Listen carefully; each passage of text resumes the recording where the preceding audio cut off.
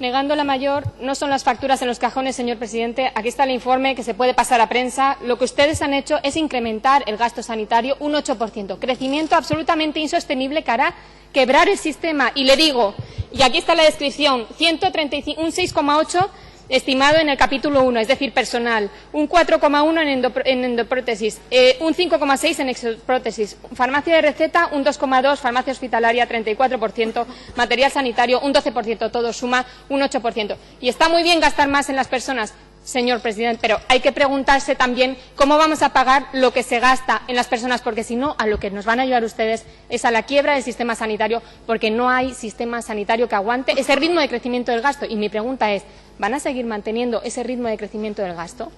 Muchas gracias. Moltes gràcies, senyora Pousset. Vicepresidenta. La consellera de Sanitat ja li ho ha explicat. S'ha ajustat el pressupost a la despesa real, cosa que abans no es feia. Abans hi havia un pressupost que no cobria la despesa real. El que hem fet és traure a la llum les necessitats reals. Però mire, quan vostè parla de que així tenim un problema de gasto per a les persones, li recorde, som la comunitat autònoma en menys despesa.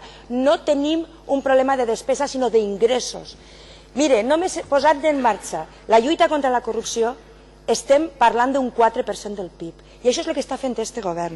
I a mi me dona moltíssima pena quan vostès parlen d'aprimar l'administració i com se van a gastar estos gastos per a les persones. Sap vostè què? Que els xiquets tinguen llibres en els col·legis pot ser siga car, però és més car que n'hi hagi xiquets que no els puguen tindre.